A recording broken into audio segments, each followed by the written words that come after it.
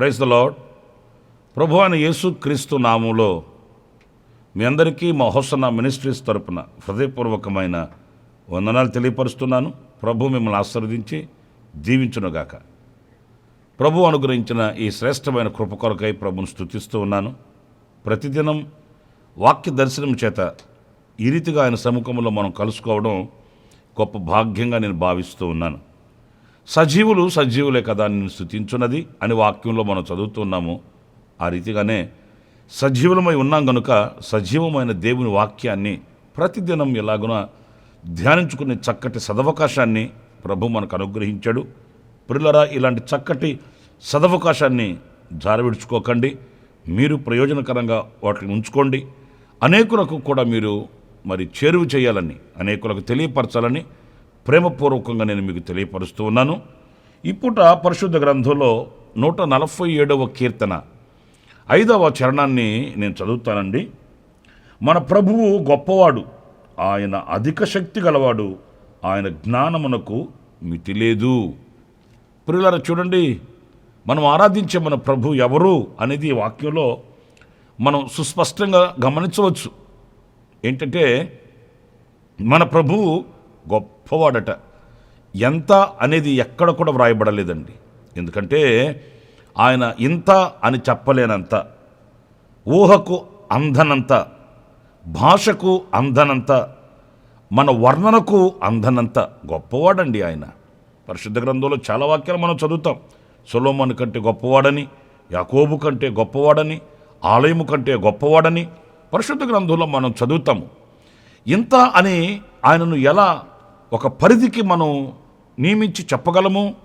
ఎందుకంటే ఆకాశము, భూమి, నక్షత్రాలు, అలాగే ఆకాశంలో వేలాడుతున్నటువంటి ఈ ప్రతిదీ కూడా ఆయన మూలముగానే సృష్టించబడ్డాయి. ఆయనే వాటికి రూపకల్పన చేశాడు. ఆయనే వాటికి నిర్మాణకుడై నిలిచాడు. అంతటి మహామహిమ కలిగిన దేవునిని ఇంత అని ఎలా చెప్పగలం? అందుకే సొలొమోను ప్రార్థనా మందిరాన్ని, ఒక చక్కటి ఆలయాన్ని నిర్మించి ఒకే మాట చెప్పేశాడండి. అయ్యా, హస్తకృత్యములైన ఈ మందిరములో నివసించుటకు నేను నిన్ను పిలవట్లేదు, కోరట్లేదు. నీవు నివసించుటకు ఈ హస్తకృత్యములైన ఈ మందిరం ఏ పాటిది అని తేల్చి చెప్పేశాడు. ఎంతో వైభవంగా, ఎంతో ఘనతగా, ఎంతో వేయపరిచి కట్టిన ఆలయాన్ని చూసిన వాడు జ్ఞాని అని సొలొమోను, ప్రభువా, ఈ ఆలయంలో మీరు నివసించండి అనలేకపోయాడు. ఎందుకంటే ఎంత చేసినా ఆయన దృష్టికి అది కొంతే, అల్పమే. అసలు ఇంకో మాట చెప్పనా? ఆకాశం ఆయన సింహాసనమట, ఈ భూమి ఆయన పాదపీఠమట. ఆయన కాళ్ళు పెట్టుకునే పాదపీఠం అండి ఈ భూమి. ఆకాశం ఆయన సింహాసనం అన్నప్పుడు మరి ఆ సింహాసనాసీనుడైన దేవుడు ఇంకెంత గొప్పవాడు ఊహించగలమా అంటే అందదు మన ఊహకు. ప్రియులారా, అంతటి గొప్ప దేవునిని మనం కలిగి ఉన్నాము. అంతటి సర్వశక్తి కలిగిన దేవునిని మనం ఆరాధిస్తున్నాము. ఆ దేవునికే మనం విన్నపించుకుంటున్నాము. ఆ దేవునికే మనం మొరపెట్టుకుంటూ ఆయన సముఖంలో కన్నీళ్లు కారుస్తున్నాము. అత్యధికమైన మేలులు పొందుకుంటూ ఈ రోజున సాక్ష్యపు స్తంభాలుగా నిలిచి ఉన్నామని చెప్పడానికి ఎలాంటి సందేహం ఏమీ కూడా లేదు. కానీ పరిశుద్ధ గ్రంథంలో మనం చదివితే మన దేవుని యొక్క గొప్పతనాన్ని మనం ధ్యానించుకోవాలి అని అనుకుంటే కీర్తనలు 99లో 3వ చరణంలో ఇలా వ్రాయబడి ఉందండి. భయంకరమైన నీ గొప్ప నామమును వారు స్తుతించుదురు. పిల్లలు చూడండి, ఆయన నామము గొప్పదంటండి. మన దేవుడు గొప్పవాడు, అంత మాత్రమే కాదు, ఆయన పేరు కూడా గొప్పదంటండి. ప్రియమైన వాళ్ళని గమనించండి. అంటే ఆయన పేరులో ఏంటి ఆ గొప్పతనం అనంటే వాక్యంలో మనం చదువుతాము, ఆయన నామము బలమైన దుర్గము. అంటే ఆ నామమే బలమైన దుర్గము అనంటే ఆ దుర్గమందు చేర్చబడిన వాళ్ళు రక్షించబడతారండి. మరో మాట కూడా లేఖనాల్లో మనం చదువుతాం, ఈ నామమందే రక్షణ కలదు అనే మాట. ఒక వ్యక్తి రక్షించబడాలి అనంటే యేసు నామం తప్ప మరొక నామం లేదండి. ఆయన పేరు తప్ప, రక్షకుడు అనే పేరులో రక్షించగలిగిన దేవుడు ఒకే ఒక్కడండి. ఆ పేరు తప్ప, ఆ నామము తప్ప, ఆయన తప్ప వేరొక్కరు ఎవరు కూడా లేరండి. దేవదూత దిగి వచ్చి ఆ రోజు పలికిన మాట యేసు అని పేరు పెట్టబడును అని. యేసు అంటే రక్షకుడు. ఆ పేరులోనే రక్షణ ఉందండి. ఎవరు ఆయన నామమందు రక్షింపబడతారో వారికి దేవుని రాజ్య ప్రవేశం ఉందండి. వారి జీవితంలో పెను మార్పును మనం చూడగలుగుతాము. జీవిత అనుభవాలలో మనం మార్పును చూడగలుగుతామండి. పిల్లలు చూడండి, లోకంలో కొన్ని మార్పు చెందిన అనుభవాలు మనం చూస్తాము. అవి శాశ్వతంగా ఉండవండి. అవి అల్పమైనవిగా కనబడతాయి. పరిస్థితులు మారవచ్చు, హంగులు రంగులు మారవచ్చు. కానీ ఆశ్చర్యమైన సంగతి చెప్పనా, మనిషి జన్మతో వచ్చినటువంటి స్వాభావికమైన గుణగణాలని ఎవరు మార్చగలుగుతారండి? మనిషి జన్మలో నుంచే వచ్చిన ఆ గుణగణాల్లో పెనుమార్పును తీసుకొని రాగలిగిన సాధనాలు ఏమున్నాయండి? పురులరా, వేషాన్ని మార్చవచ్చు, రూపాన్ని మార్చవచ్చు, కానీ గుండెలో ఉద్భవిస్తున్న ఆలోచనలు మార్చగలిగిన వాడెవడు? మనసును మార్చగలిగిన వాడెవడు? మనసులో మార్పుని కలిగించి మనిషిని మధురముగా మార్చగలిగిన శక్తి ఎవనికి? యవ్వానికి లేనే లేదండి. ప్రతిదానికి ఒక స్వభావం ఉంటుంది. దానిని మార్చగలిగిన శక్తి దేవునికి ఉంటుందండి. మీకు ఉదాహరణకి ఒక చిన్న మాట చెప్పనా? ఒకడు ఒక పిల్లికి 2 కాళ్ళతో నడవడం నేర్పించాడంట. దానికి అలా ట్రైనింగ్ ఇచ్చాడండి. 4 కాళ్ళు కాదు, 2 కాళ్ళతో నడవడం. మరో 2 కాళ్ళతో తన చేతికి ఏదిస్తే అది పట్టుకొని నడుస్తుందట ఆ పిల్లి. ఆడు విర్రవీగిపోయాడు. దేవుని జ్ఞానం కంటే నా జ్ఞానం గొప్పది. దేవుడు దానికి 4 కాళ్ళు ఇచ్చాడు, నేను 2 కాళ్ళు ఇచ్చా. మరి 2 కాళ్ళతో నడిపిస్తున్నాను కదా అన్నప్పుడు దేవునికి జ్ఞానం లేదనే కదా అని విర్రవీగుతున్నాడట. అంతలో వాళ్ళు వీళ్ళు విన్నారు. అది పెద్ద రగడైపోయింది. సరే, ఒకరోజు పెద్ద చర్చ. దేవుని జ్ఞానం ఎక్కువ, నా జ్ఞానం ఎక్కువ అని ఒక చర్చ. అతను చాలామంది వచ్చేసారు. ఇక ఉంటారు కదండి, పేపర్ వాళ్ళని, విలేకరులని, వాళ్ళని వీళ్ళు వాళ్ళు కూడా వచ్చారు. ఇప్పుడు అతను ఏమంటాడంటే, దేవుడు 4 కాళ్ళు పెట్టాడండి, అనవసరం కదా, దాన్ని నేను మార్చాను, 2 కాళ్ళతో నడిచేటట్లు చేశాను, మరి దేవుని జ్ఞానం గొప్ప, నా జ్ఞానం గొప్ప అంటాడు. సరే, అంతలో అందరూ మరి నిరూపించవయ్యా అన్నారు. ఆడు కూడా చూడండి దానికి ఎంత ప్రాక్టీస్ చేయించాడో. ఆ పిల్లిని పేరు పెట్టి పిలిచి అన్నాడట, పళ్ళెంలో అన్నవాళ్ళకి సహోదరులకి మరి కాఫీ తీసుకురా అన్నాడట ఆ పిల్లిని. దానికి ఎలా నేర్పించాడో కానీ ఒక చక్కటి పళ్ళెంలో కాఫీ కప్పులు పెట్టుకొని 2 కాళ్ళతో నడిచొచ్చిందంటండి. అందరూ హవాక్కైపోయారు. ఓరి బాబోయ్, వీడికి ఎంత జ్ఞానంరా, దేవుడు పెట్టిన దానిని మార్చగలిగిన శక్తిని కొందరా అని ఆశ్చర్యపడుతున్నంతలో, ఏమండి ఒక మాట చెప్తాను, మనిషికే అంత జ్ఞానం, అంత విరుసుబాటు అయితే దేవుడు చూస్తూ ఉంటాడండి. చూడండి ఏం జరిగిందంటే, ఆ పళ్ళెంలో ఆ కాఫీ కప్పులు పట్టుకొని ఆ పిల్లి 2 కాళ్ళతో నడిచి వస్తూ ఉన్నంతలో ఆ సోఫా కింద నుంచి ఒక ఎలుక అప్పుడే అలా బుడుంగను బయటకు వచ్చిందంటండి. అలాగ వచ్చి జరజర అలాగ వెళుతున్నంతలో ఈ పిల్లి పాత్ర పట్టుకొని వస్తుందా, ఈ పిల్లి కంట్లో పడింది. ఎప్పుడైతే ఎలుకను చూసిందో ఈ పిల్లి పళ్ళు విసిరి అక్కడ కొట్టి ఆ ఎలుక అంటబడిందంట. ఆడు 2 కాళ్ళతో నడిచేదంతా నేర్పించి పెట్టాడు. ఎప్పుడైతే ఎలుక కనబడిందో దాని స్వభావం కదండి అది. మనం ఎంత మారిస్తే ఏముంది, ఏదో మనం మార్చినట్లుగా మనం సంబరపడుకొని మనం జ్ఞానవంతులుగా, శక్తివంతులుగా, ఉన్నతమైనటువంటి ఆధిక్యత కలిగిన వాళ్ళగా మనం సంబరపడమే కానీ దాని స్వాభావికమైన గుణాన్ని ఎవరు మార్చగలుగుతారండి? ప్రియులారా, ఒకటి నేను మీతో వాక్యాన్ని బట్టి చెప్తున్నాను, ఆ ఆచారం కానివ్వండి, ఆ పద్ధతులు కానివ్వండి, ఆ స్వాభావికమైన గుణగణాలలో ఒక మార్పును తీసుకొని రాగలిగిన వాడు ఒకే ఒక్కడు. ఆయన తన నామమందు రక్షణ ప్రసాదించగలిగిన వాడు, ఆయన పేరే నజరేయుడైన యేసు. ప్రియులారా, బందిపోటు దొంగల్ని మార్చగలిగాడండి, నరహంతకుల్ని మార్చగలిగాడండి, రాక్షసత్వం కలిగిన వారిని మార్చగలిగాడండి, లోకంలో శపింపబడిన వాళ్ళుగా త్రోసివేయబడిన వారిని మధురమైన వ్యక్తులుగా నిలబెట్టి సమసమాజంలో విలువను ప్రకటించగలిగిన శక్తిగల దేవుడు నజరేయుడైన యేసు. ఈరోజున కోకొలలుగా మనం చూడగలుగుతామండి. రాక్షసత్వం కలిగిన వాళ్ళు మనుషులుగా మార్చబడ్డారండి.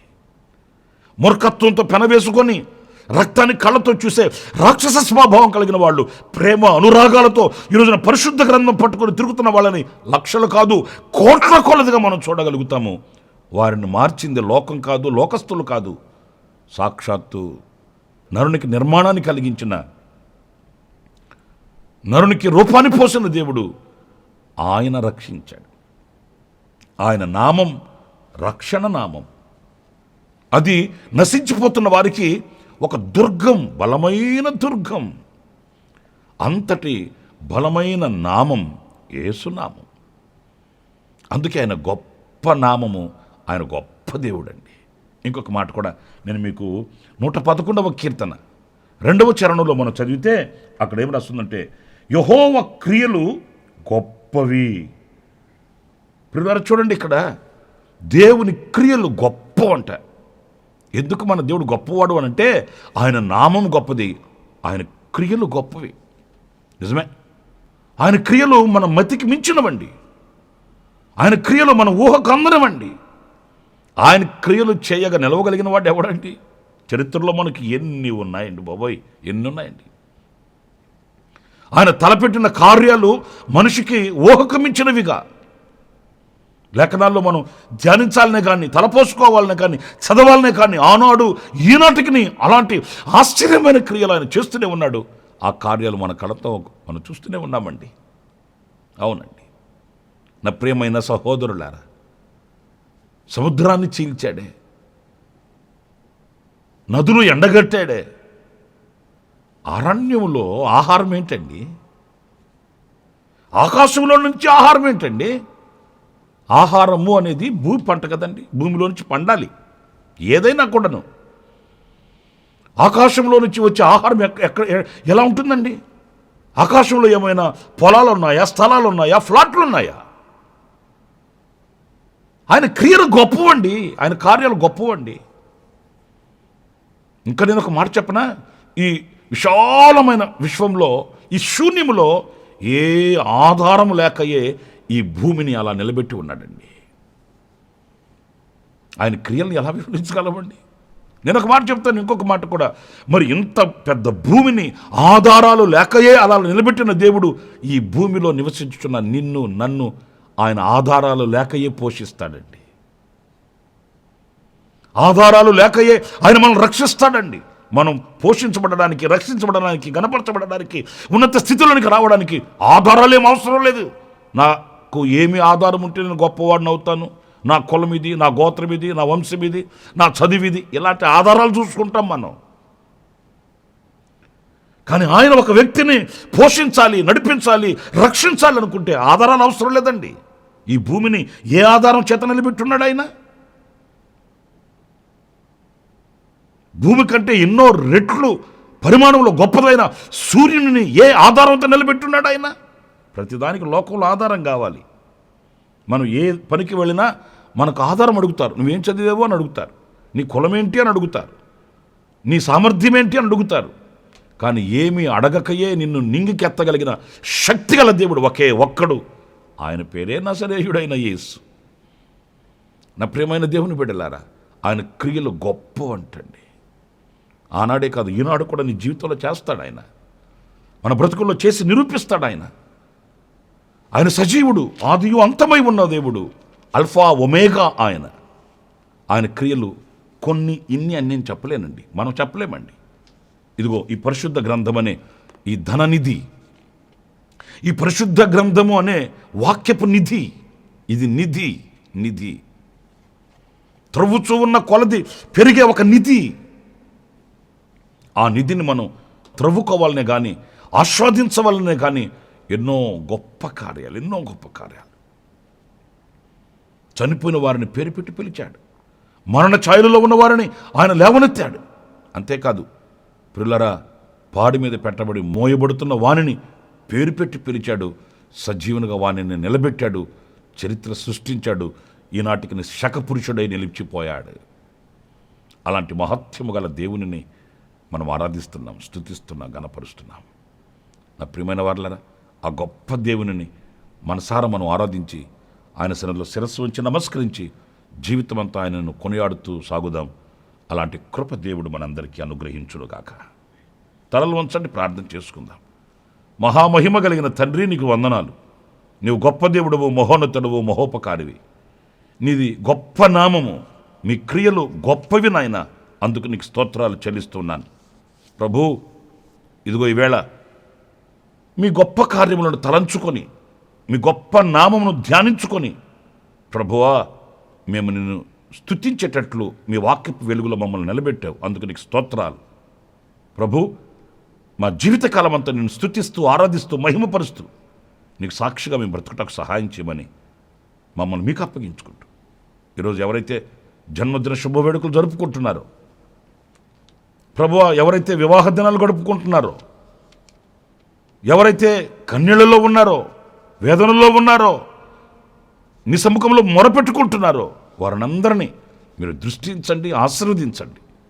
మీరు మాకు అనుగ్రహించిన భాగ్యం కొరకే స్తుతి చెల్లిస్తూ యేసు నామములో ప్రార్థించి వేడుకొనుచున్నాను తండ్రి. ఆమేన్, ఆమేన్. ప్రభు మిమ్మల్ని దీవించి ఆశీర్వదించునుగాక. ఈ దినమంతా విశేషమైన కృప నా దేవుడు మీకు సమృద్ధిగా అనుగ్రహించునుగాక. ఆమేన్.